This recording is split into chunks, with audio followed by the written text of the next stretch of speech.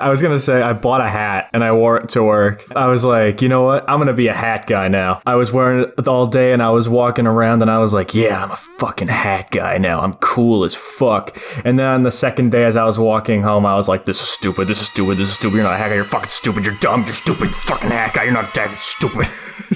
And I haven't worn the hat since.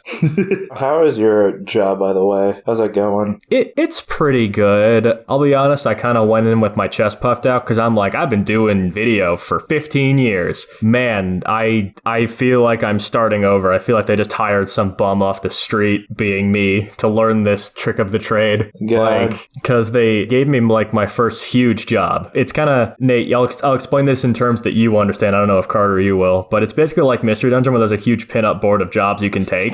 And so they well, seriously, they gave me my first big one last week, and I was really proud of myself because I got it done and I made like 25 billable hours, and they're like, nobody who works for us ever gets that many hours that fast. And I was like, well, what can I say? I'm just kind of a natural. And then this week they're like, okay, well, we'll just give you a bunch of smaller jobs that are an equivalent amount of time. We'll see how you do with that. And I think I made 10 this week. Ah. Like, is that good? It was no, that's ass. That is turbo stinky poo poo ass. Gotcha. Anyway, what's up, guys? It's my episode. Welcome to Spicy Chicken Sandwich. I'm your host for today. How's it going? Pretty good. Very lively. Motivated to keep this train going. What are your guys' names? Hey, I'm Vink. How's it going? Yo, what's up? It's me, Nathaniel. I really thought you were gonna go first. Yeah. I was just hoping that you guys would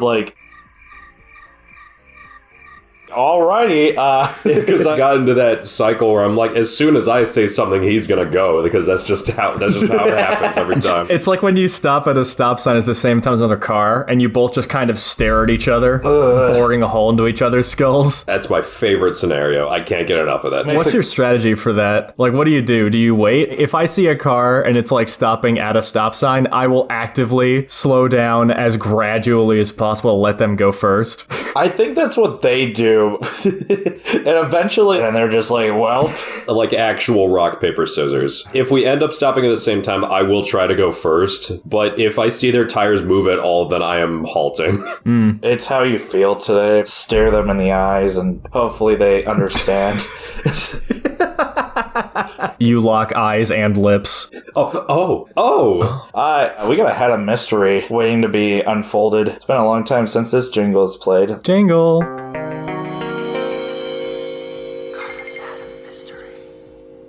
Jingle jungle. Alright, now open the hat. You grab it. No, you're closer. You picked your shittiest hat.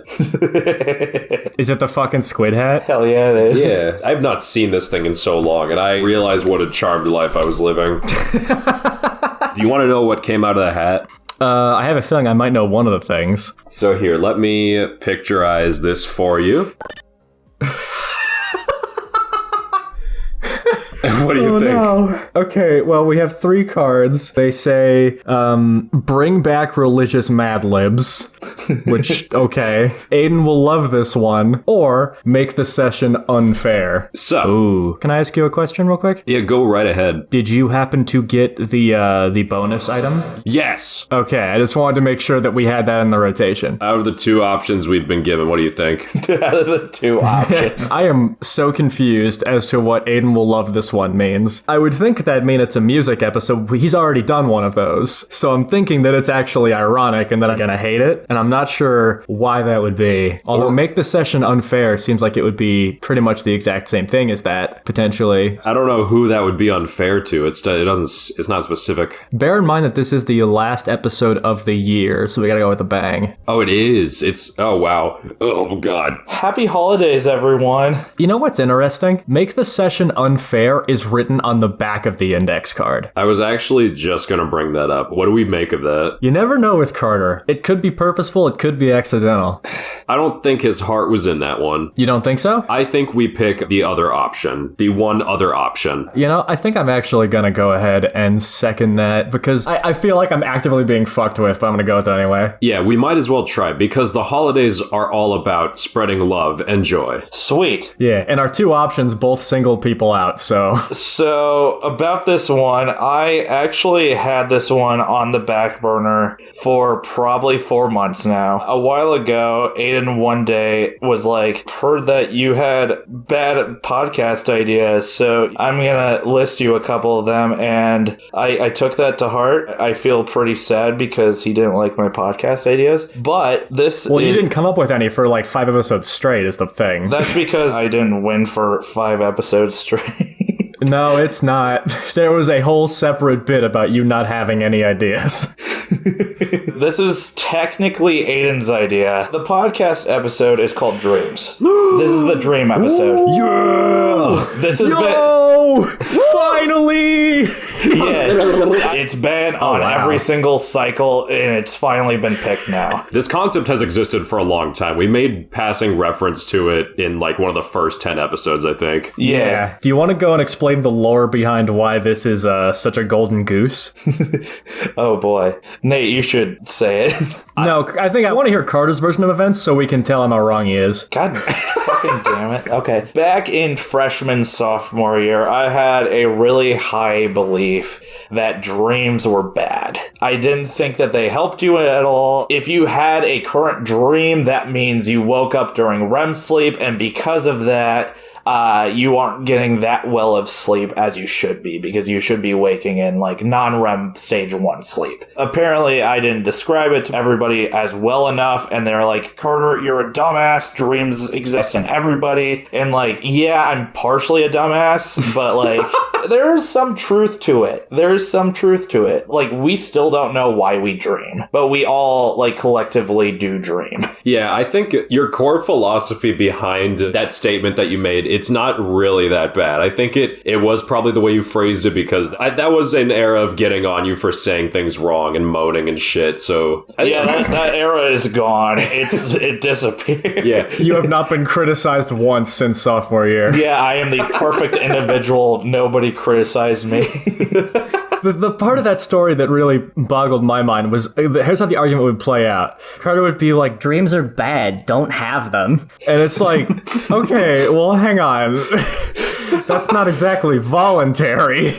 And then you'd be like, Well, if you wake up during sleep, that's bad. it's like, well, those are two different points. And so I thought for the longest time that I just wasn't getting your exact stance out of you. Like, you had just somehow, throughout all the different ways you'd explained it, never truly stated what you thought. And so I asked you, like, so are you talking like aspirational dreams? And you go, Oh, don't do that either. Yeah, no, don't think at all. what? No, that was me joking at the last part. God, I can't tell with you when you're explaining things. That's because I am overly confident about everything. It's really funny. Yeah, I'm not going to deny that it's really funny, but so that you spoke about yourself in the past tense when you were explaining this, and I still don't know if that was a bit or not. Do you still have a dream vendetta? You wouldn't do an episode for 2 years, so I thought you did. I don't have one anymore. I went through a sleep and dreams class and learned more about it. I'm like, maybe dreaming is fine. Okay, wait. So your conclusion is dreaming is fine because... We have some speculation as to why we dream, and one of the main things is because we're basically recollecting our memory. So everything that we dream about is something that we have actually, like, seen before. Like, you're not going to dream about something that you can't really comprehend. If you keep a dream journal, you'll eventually, like, be more aware of your dreams to the point where you can lucid dream, and if you lucid dream, that's, like, really healthy for you. That's healthy? That's one of the first topics in which my dad was disappointed in me. Have I ever told you that? What? No. That my dad was talking about how when he was like 11 years old, he figured out how to lucid dream whenever he wanted. And I told him, like, wow, that's so cool. And he's like, can you do that? And I was like, no. And he's like, fucking. But and he held that over me for a while. that's really funny. I think he took that to his grave, thinking me less of a man for not being able to fly whenever I wanted while I was asleep. Yeah, the best way to lucid dream is by keeping a dream journal because you are more aware of when you're dreaming because you know the contents of your dream. Oh, do I have a dream journal? Oh, do you have a dream journal? You actually do? I think I actually have several. It doesn't help me one bit, but yeah. We should make an episode where it's just you reading your dream journal and us two reacting. I thought that's what this was. No. There's a game? Yeah, if you don't want to do the game and we read your dream journal, that would be really cool too. No, we could do both. Like, I've written fucking paragraphs. Like, while I was still in the process of waking up, I look at now and they're not even in English. So, game time. Yeah, game time. I bought a $35 dream interpretation book. Because this is the dream episode, I want you guys to correctly interpret the dreams that I'm going to give you. I have picked 7 dreams that I found on Reddit in like r/dreams. I have interpreted the dream for you, and whoever does a better job at interpreting the dream gets a point. Okay. So are you going to like reference the book as far as how the dream should actually be interpreted, or is this just whoever gives the most creative response? There are going to be some keywords in this prompt that I looked through the dream journal for what this dream meant for this individual. You guys are going to give your interpretation. I'm going to read my interpretation based on the book because it is 100% real and based off of a bunch of psychology guys. Gotcha. Do you understand? Dream us. Here it is. I dreamt my left hand got a mind of its own and grabbed my right hand really rough and dug nails into it, causing it to bleed, and it freaked me the fuck out. I was literally trying to get away from my own left hand. Can anyone help me decipher?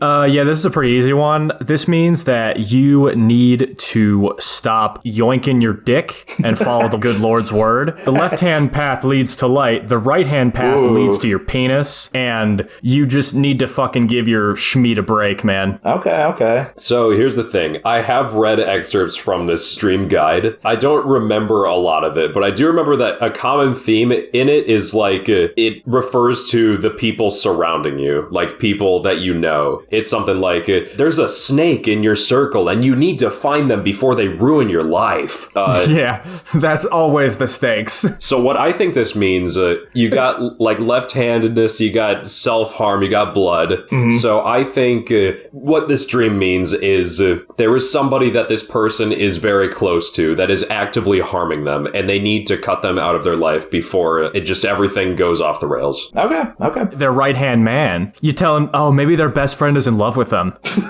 Oh shit! Oh, it's a kissy dream. It's a kissy. It's a kissy dream. No wonder why it came afterwards. Yeah. Oh wow. Hold on. Okay, so Aiden's response was, "Don't masturbate. It is sinful." And Nate's was, there's somebody close to you that is going to stab you in the back, basically, right? Yeah. Okay, this is what I got from it. The 2 key words were the blood and the injured hand. What I said was that... Wait, the self-harm did not trip any alarm bells in your brain. I looked through the book. There is nothing about self-harm. That seems like a glaring oversight. Hey, really famous and perhaps credible psychologist. You can't... It signifies estrangement and unjust disapproval from members in their family, and it also signifies another person to succeed to what the dreamer is striving to obtain. So, in other words, it's not about jerking off. It's mostly close to what Nate said.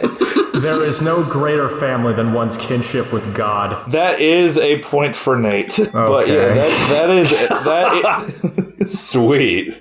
Merry fucking Christmas. Funny thing, I've already told Nate about this, but I dreamt that I was in sleep paralysis in another person's bed yesterday. Oh. Yeah, it was really weird. Like, I was like trying to get up and I couldn't, and I was like, help. The funny thing is that I was more worried about the time, which was 7 o'clock, which was when I was supposed to go to work. Help! I need to get this bag. Help! Guys, I need the money. I want the money. The money. But yeah. How about in between each round, we'll do a quick little fun dream story. Yeah. So that was Carter's, and then we'll go to the next one. Sick. Dream number 2. I'm always either walking or slowly driving down this road. It's very dark, but I'm never scared. On either side, there are almost endless sheets of heavy fabric, one after the other, that seem to have no beginning, representing trees. I can step off the road and look up and cannot see the edge of the fabric. They don't really move in the wind. Has anyone else seen this or something similar? I'm sorry, you lost me halfway through because I was thinking about how much like a fucking MCR lyric, "It's always dark, but I'm never scared" is. God damn it. Could you please repeat everything after that? Sounds like some Candle Cove shit. That's cool. What we have is we have a road, we have darkness. I'm going to go out on a limb and say that fabric was not a topic covered in the dictionary. So road, darkness, and either walking or driving. I think darkness signifies uncertainty, but as they are walking, they still push forward. They still exhibit resolve. They're still getting through it as the challenge presents itself. And the road is, it's just where they are, man. They're going. So you mean in a literal sense, they're going to be walking on a road? Yeah, the road is just road. Because a famous Freud quote is, sometimes a cigar is just a cigar. So that's what the road is in this instance. Aiden, your turn. I will say, think like a psychologist. Okay, so put my fucking feather in my hat and act all pompous. Cigar between your 2 fingers. Yeah, okay. Maybe suck on it. Maybe, I don't know, fuck my mom or something.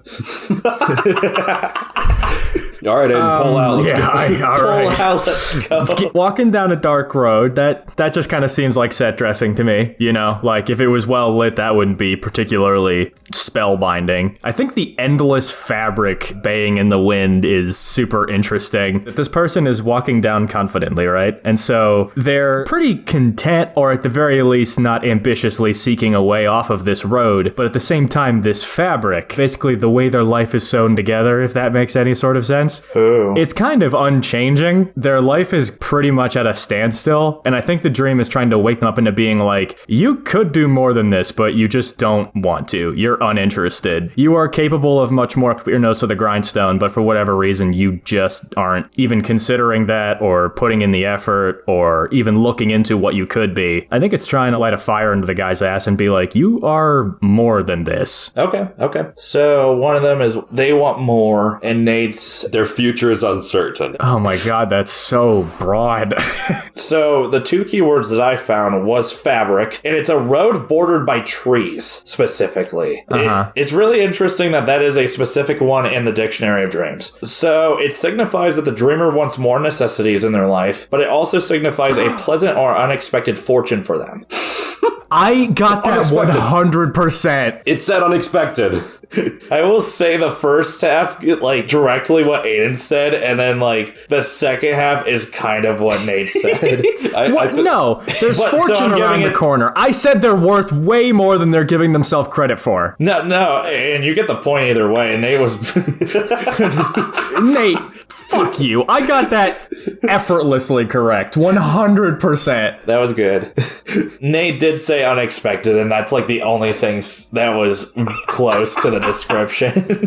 I'm surprised that fabric was in that fucking dictionary. I guess I gotta reframe. Yeah, Nate, maybe you didn't read the entire answer key closely enough. It is a really thick-ass book. Oh, yeah. How many pages is this thing? This thing is substantial. Like, slap it. Give me a second. I want to see how many pages it is. It is 521 pages. God damn! Jesus. Imagine writing that many words and being completely full of shit. Hey, it is 4-worded. It's fine. Oh, yeah. Yeah. My bad. You guys got a dream that you guys want to talk about? I have not kept a dream journal in a long time. I was keeping one for like 2 months when I was like 9 years old, and that's all that I had. I don't fucking have that anymore.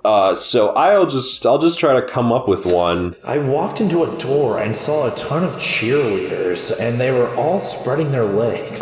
Oh, shit. Wait. Have you told that story? I did, but that was episode 1, which is now unlisted. Oh, shoot. So now you can tell it, and it's fine. This is probably the most infamous example in this group of a dream that I've had. Wait, so, is this the prize? Yeah. It's the prize. I hate to break it to you, but you've told this story before. Yeah, he said it. He just said that he did it in episode 1, but it's been delisted. I'll be honest, I lost track of conversation again. I was busy reading my dream notes. The fuck? God damn it. Why don't you just tell your story? Yeah, tell your story, dude. No, I'm sorry. My head's not in the game, coach. Nate's prize can happen after. What the fuck is happening? I'm stupid, and I'm going to sit in the corner and think about what I've done. All right, Nate. So I've said this on the podcast before. I have a lot of dreams about pissing and shitting. There's a very infamous example of this that I talked about in the now unlisted episode 1. Basically, here's the scenario. I gotta piss really bad, and I'm at the gym. It's the gym that's on our college campus. I go into the bathroom, but what I'm greeted with is not the bathroom. It's a room that looks like the pool at that gym, if you guys can picture that. So it's like, it's I've about never been in that building. Yeah, he's probably never been there. I'm a fat piece of shit. Really big room, massive room, and there's no toilets. No, there's one toilet. I'm sorry. There's one toilet, and in front of that toilet, there's 6 girls, like, all lined up doing yoga. And so I'm like, yo, what the fuck? This isn't a bathroom. This is a freaky room. And they're just like...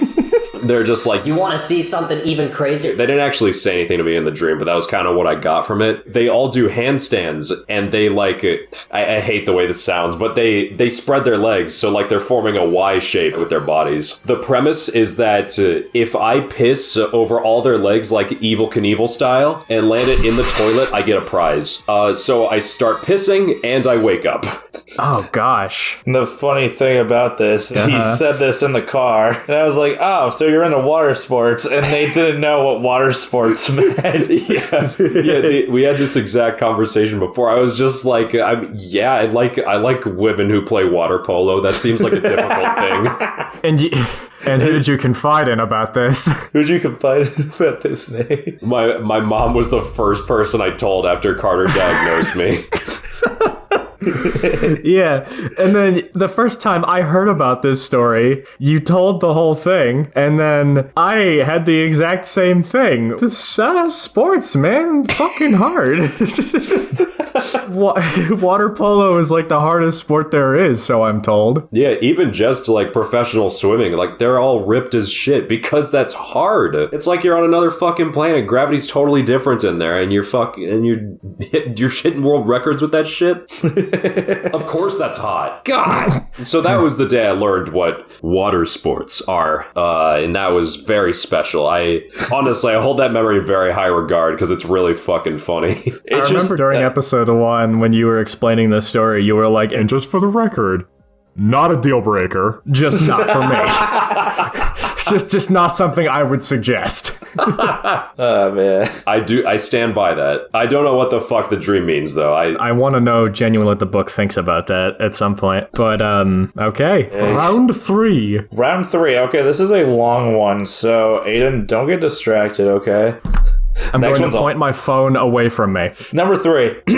Over the last little while here, the only nightmare/dream that reoccurs is one where I get another tank or enclosure for a new reptile, and it usually is another snake. I currently own one snake already and a small lizard. When the dream is happening, it's totally normal for the most part, but then I hear a bonk against the glass, and somehow the new snake or my lizard is in the same enclosure as my current snake, and my current snake is attacking said, quote, intruder. I try to separate them, and then I realize it's a dream, and I wake up. Over the course of my life, whenever a new nightmare comes around, it usually reoccurs for a long time, and I am unsure of what to make of them. All right, you first. Oh, yeah.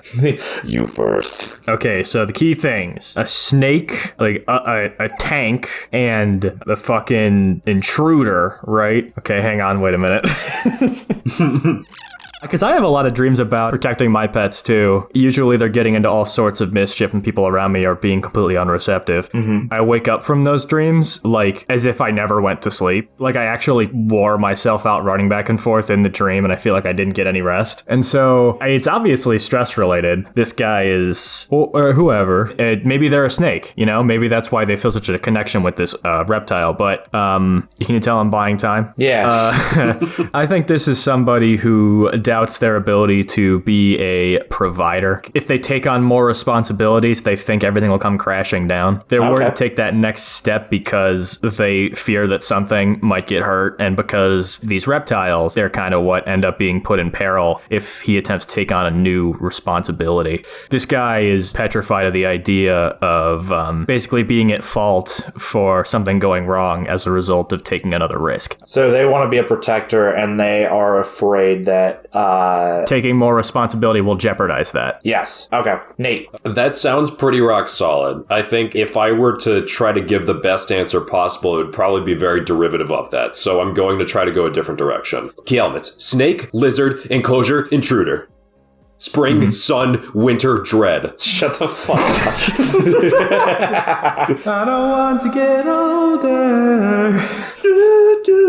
Here's our music reference of the day. Okay, You're right, so I do like this episode. Yeah, it's a good one. I think it's actually a very good thing. Though it is unexpected, very good. Intruder breaks in, pet gets out, shit's crazy. Uh-huh. The convenient thing, snakes are very symbolic of a lot of things in culture. And so I think that the snake is actually bad juju in the context of the dream. The intruder is a benefactor for this person, a hero who has come to save the day and free them of their bad thoughts. So I think this is actually a dream about starting a romantic relationship. Your white knight has finally come, full glossy armor, beautiful flowing hair, and they have freed you of all of your burdens. And then they get killed, right? Because the snake that they already own is the one doing the attacking. Yes, they will die. Your lover will die. Really good, but they'll die, and it doesn't matter, but because it's a good dream. Yes, the dreamer will have good fortune come upon them thanks to a benefactor, but they will soon know karma. Okay. Yeah. Can I amend mine ever so slightly? What? I remembered that the snake that they already owned was the one that was doing the aggressive behavior, and I had been talking as if it was the other way around, that their snake was the one being threatened. So I think I'd rather change my thing pretty much the same. It's not that taking more responsibility will jeopardize them. It's that if they take on more responsibility, their interests will conflict and destroy each other. Okay.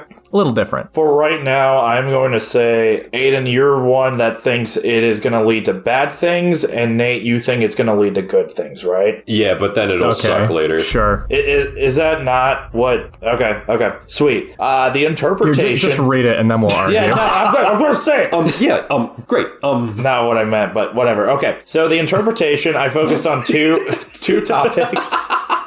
Oh my god. Shut up! Read it. I haven't been a host for like 7 episodes. Read it. There's 2 keywords that I found, and it was attacking reptile and invasion. Attacking reptile? There is attacking reptile in the book. It signifies trouble of a serious nature ahead of them. Also signifies that there is some evil disposed person that led them astray. Damn it, that's what Nate said. Nate got it right, but he thought it was a good thing. But Aiden, no, he didn't. Nate said that someone new is going to come into your life and that interest is going to be quashed pretty quickly. So you'll be led astray by somebody, effectively. That's pretty much exactly what he said.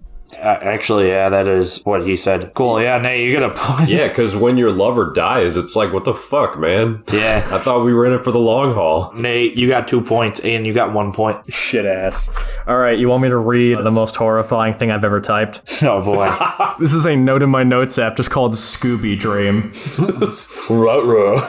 Dream I had twice, remembered every detail, and acted accordingly the second time. Some sort of Scooby-Doo thing? The gang were all there in some form. Shaggy, question mark? Lived in some sort of tower with floor-to-ceiling glass walls like a Jetsons home, but built partially into a mountain. I was pregnant, I guess, wasn't showing. We had extra pets in my basement room, a monkey and a cat who was allowed on other floors. I had to put puzzle away so neither could eat pieces. On other side of basement was an expansive warehouse, like back wall was 100 feet back. Going to a school function banquet one day, opened with cutscenes setting up relevant characters, foreshadowing weird shit that's about to happen. Weirdo in a farmer's market asks, "Can I get your autograph?" He stabs your your arm if you try to give him your autograph. My doppelganger is supposed to show up to the high school banquet. Presumably, I ID'd Jenna as an... What the fuck does that sentence mean? I'm just going to read this out verbatim. My doppelganger was supposed to show up to a high school banquet. Presumably him, I ID'd Jenna as an imposter in my stead when the plan failed. Room in two halves, other half shoots each other with high-speed confetti. Okay, so I have two interpretations for you.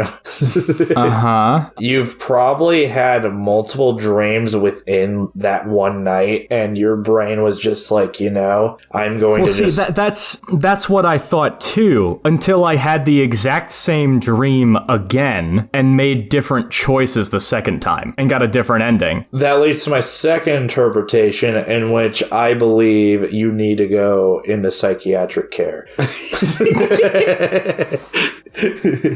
That's really interesting. I actually remember various still frames from this dream pretty vividly. And if you're asking where the connective tissue between Shaggy's built into a mountain floor to ceiling glass vista to some sort of high school banquet is, there was none. I just turned a corner and I was somewhere else and just didn't question it.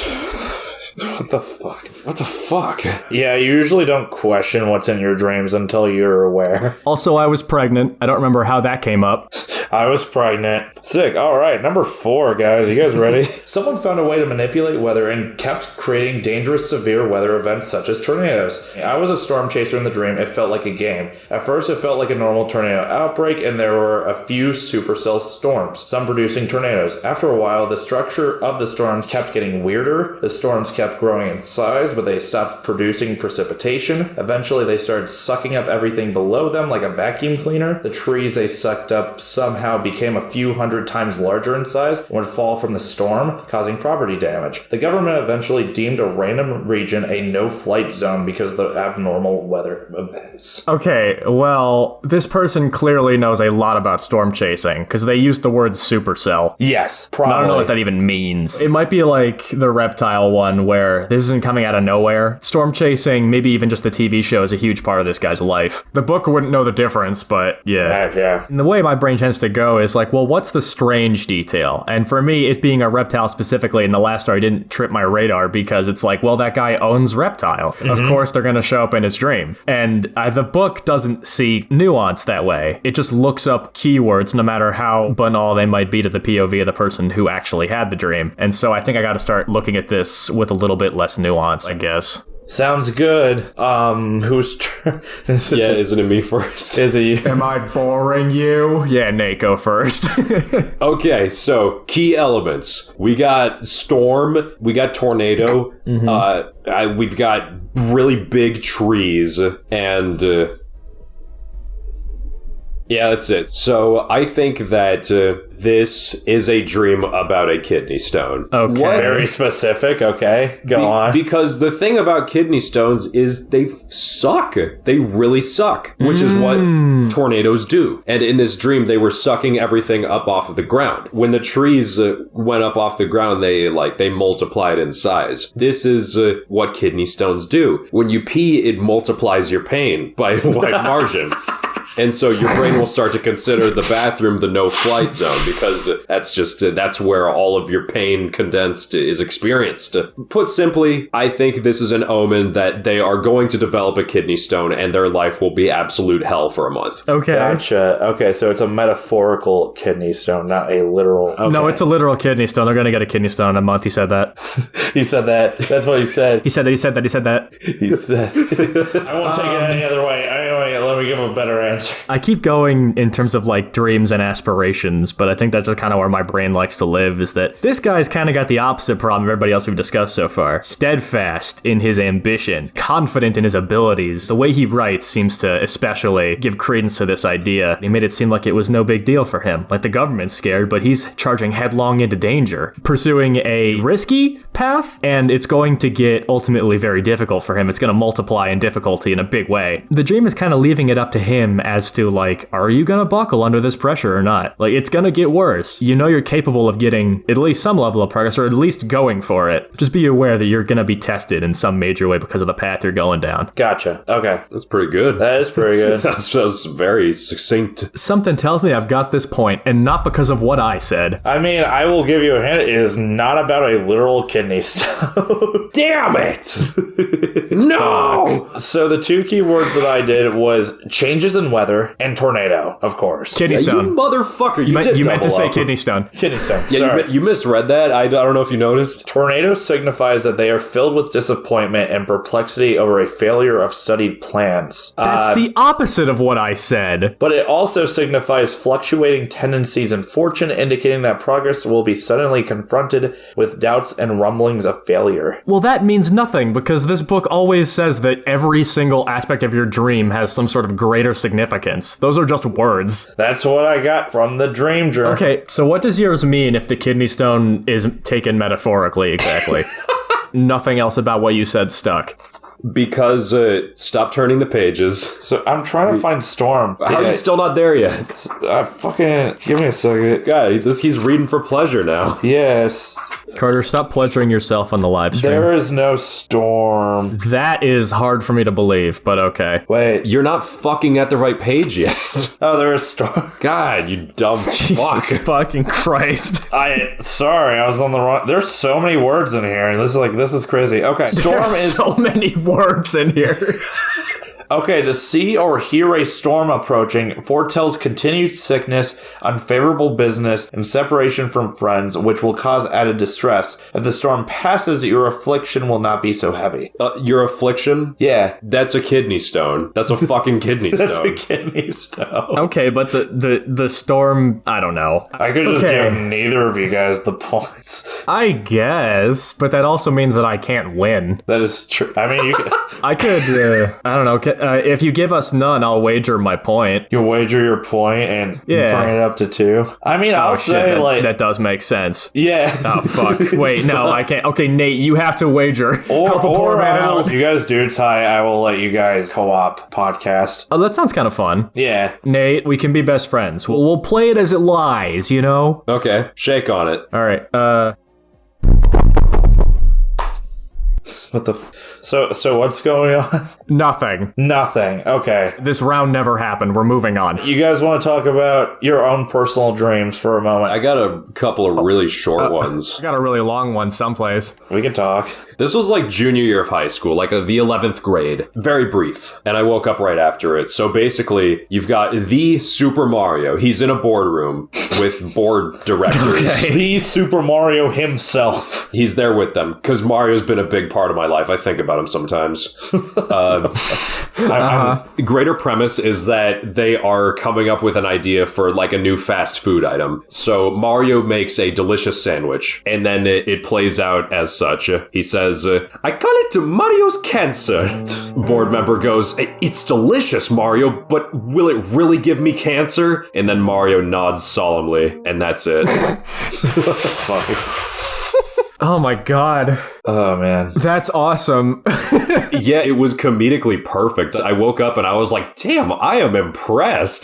So what does cancer mean? Does cancer mean anything? Do you want me to flip through pages and have Aiden edit more? No, you're right. All right, who's got a funny tale? Well, god damn it, now I'm curious.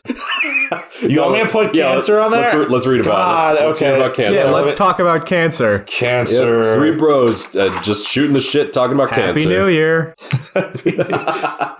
Cancer. All right, here we go. There are 3. To have one successfully treated in a dream denotes a sudden rise of obscure poverty to wealthy surroundings. Cancer denotes illness of someone near you and quarrels with those you love. And to dream of a cancer foretells sorrow in its ugliest phase. Love will resolve itself into cold formality and business will be worrying and profitless. All this to say cancer is not great. Unless you have it treated, which means it's good. I guess that makes sense. Can we add to the podcast constitution that we shouldn't get cancer? If any of us get cancer, the podcast ends. If you get cancer, all of your wins are taken away. Do not get cancer.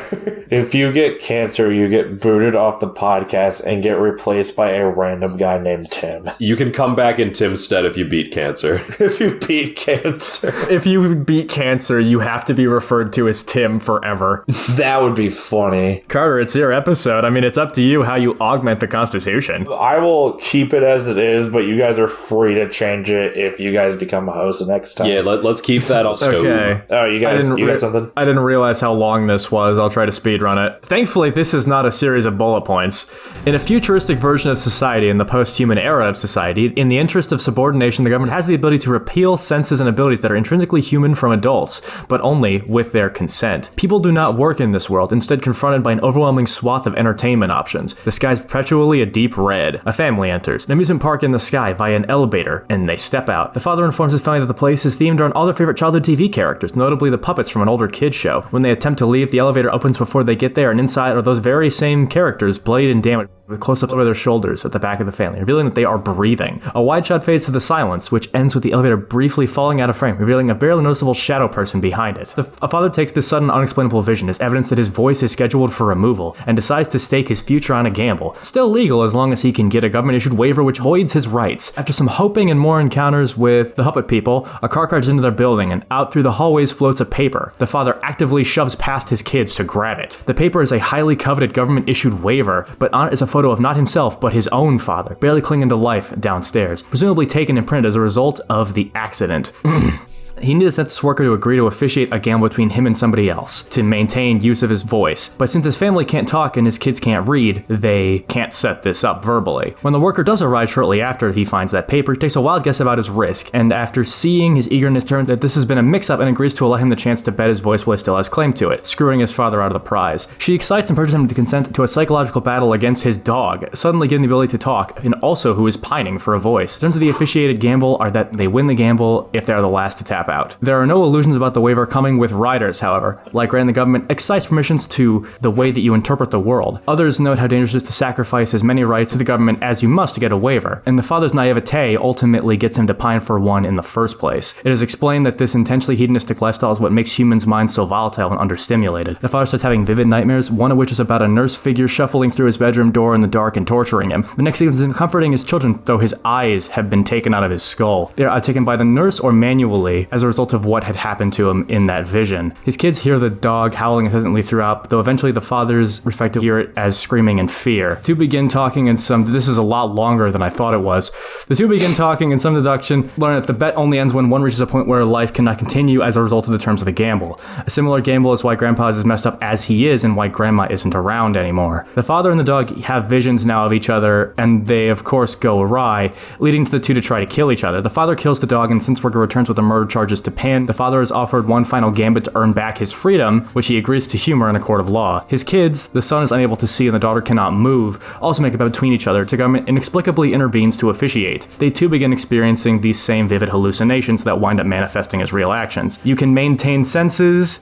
That is just a forward paragraph that just trails off into nothing.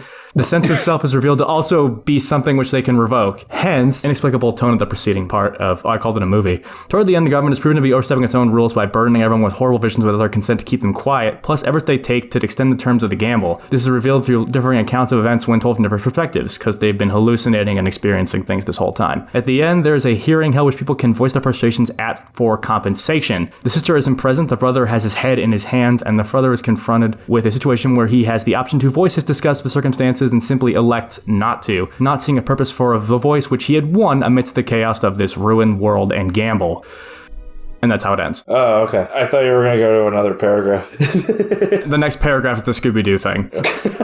It's like, I have no mouth and I must scream meets like OK Computer, kind of, I guess. I don't know what the fuck prompted this. I don't even know when I wrote it. I am surprised you can't lucid dream. Yeah, like you're pretty good at this dreaming thing. I don't know how the hell I got that much detail out of it. Some of these, I skipped over some lines, but some of it is like, the camera is in this corner of the room. There's a nightstand on the corner and it's got like a little flower in it. There are 3 petals. One of them is missing. Like stuff like that. It was a very vivid, like, film. I remember waking up after this and being like, that wasn't a movie? That was in my brain. There were clear themes to that. How it's like this fucking dystopian world where the government can hijack your brain and force you to hallucinate. You don't get any senses unless you win them in like some sort of gladiatorial combat. And he ends up getting a voice and then elects not to use it in this huge motion at the end of the movie where he'd get paid if he said something. Like, there's a lot to this. You know, I have a diagnosis. I think I don't know where this came from. That's crazy.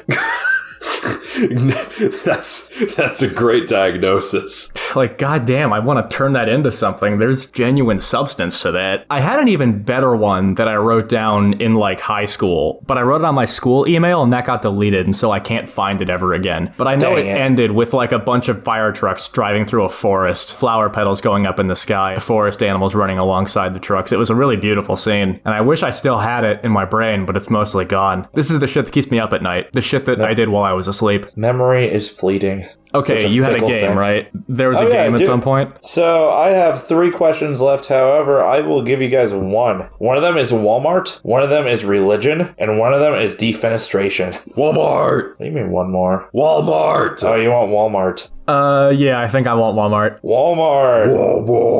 All right, here we go. My dream consisted of me shopping at a sports clothing store, not a real life one, but one definitely laid out like I was dreaming. Nothing was quite right. And the only bit I really remember is standing in the queue because a tag detection scanner at the door went off when a few people, me being one, were close to it, so staff needed to check out all of our bags. That's it. So they were at this labyrinthian store that didn't make sense. They tried to check out and then they got flagged. Yes. Are we sure this person dreamed this and wasn't just high as balls in a Walmart? So, I think that this signifies this person is just kind of agoraphobic, you know? Like, something as mundane as going to the store doesn't quite make sense. Everything feels a little off, like all the walls are converging on them. And even when they do everything exactly right with checkout, still getting flagged, it's like, if anything's ever gonna go wrong in this possible scenario, it will happen to me specifically. I feel like this person is just very stressed, feels like their world is bearing down on them, and they just need like a, I don't know, fucking Snickers bar.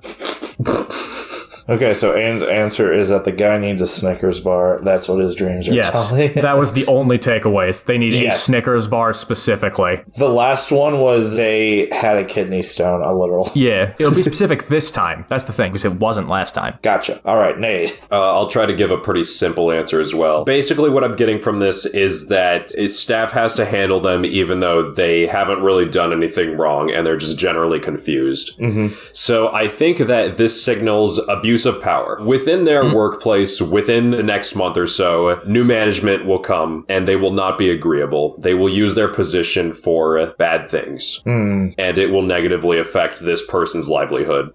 Is that it? Yeah. Okay. Here's the thing about this one.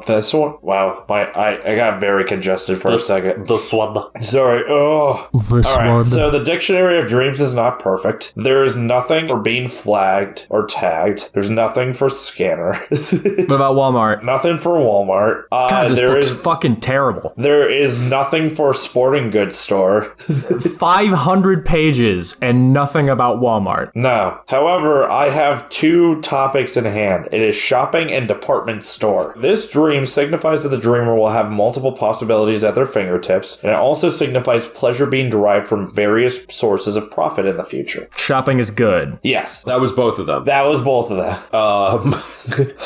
So there's nothing in the book about being singled out. It signifies pleasure being derived from various sources of profit in the future. I think Aiden actually wins that then. Wait, Nate, what did you say again? I said that higher management in this person's workplace was going to ruin their shit. Oh, but this seems to imply they're actually due for a promotion. Yeah. So it's that scenario where you get 0 points, I get -1. Okay. 1-1 then?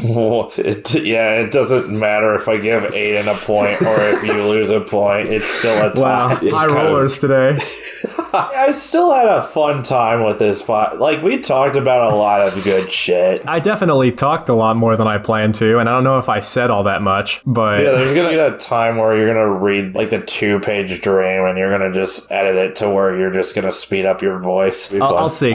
We have been going for an hour 45, and unlike usually when we go that long, I don't know if there's as much to cut this time. I don't might know. Genuinely be like an hour 20 episode. We'll see. Hey, you guys both win.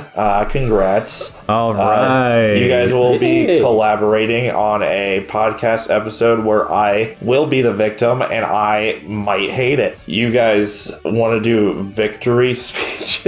Yeah, I guess. This isn't my most glowing victory. I'll be forthcoming about that. I feel like a lot of this episode's runtime was me either going off about nothing, shit that I made up, or me just straight up not paying attention. In a lot of ways, my wishy-washy performance is kind of why I pulled it out in the end of an episode that's about basically bullshit. So yeah, my personal dream theory, and this is gonna shock all of you. The human brain is fucking impatient and doesn't want to stare at the insides of your eyelids for 8 hours a night, so it makes shit up to keep you entertained. Honestly, I always thought that, like, dreams just literally might be what AI is, where it's just a ton of different pictures or memories just compiled into your head. I think that a dream is a beautiful thing.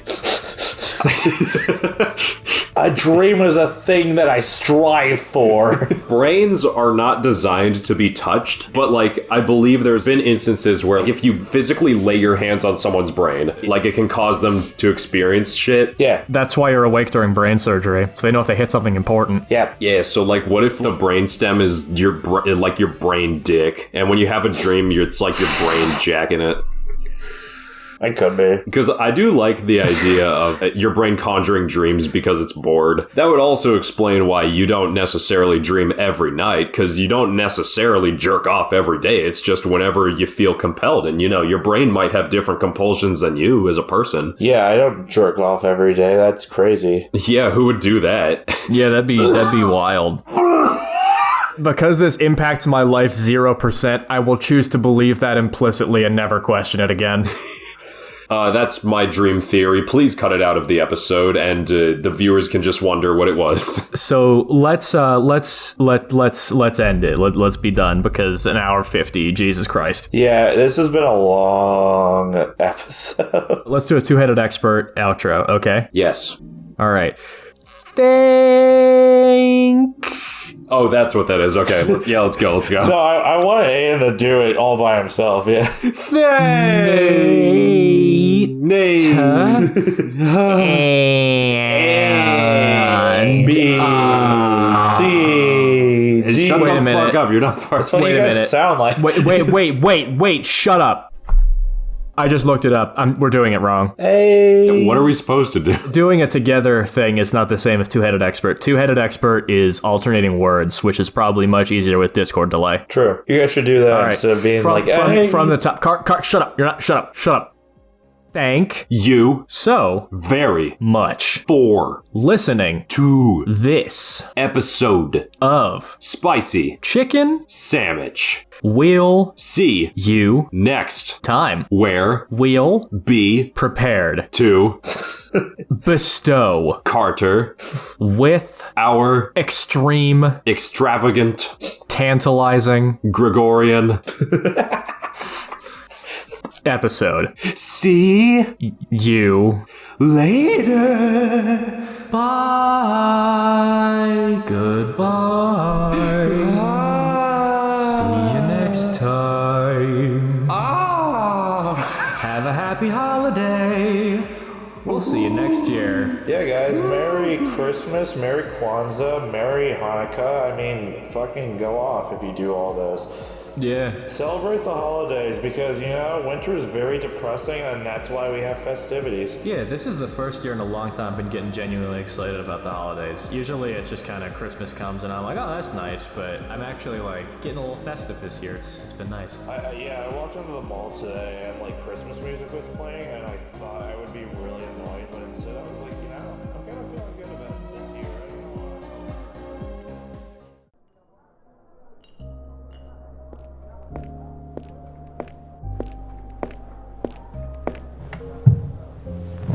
What can I get you?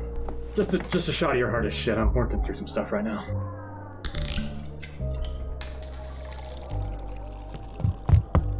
Hi, new friend! Boy, I've got the thing to raise your spirits! Oh god, I miss her so much. It's a revolutionary podcast called Spicy Chicken Sammich! I just want to see my kids again. You can listen to it on many platforms: YouTube, Spotify, Apple Music, and many more! I lost everything. Every last penny. Fuck! I hear subscribing to the podcast everywhere and sharing it with your friends really helps the creators out, so you should really think about it. I could have fixed it too. That's the part that kills me. I could have fixed it. It's so good, I'm gonna go listen to it right now.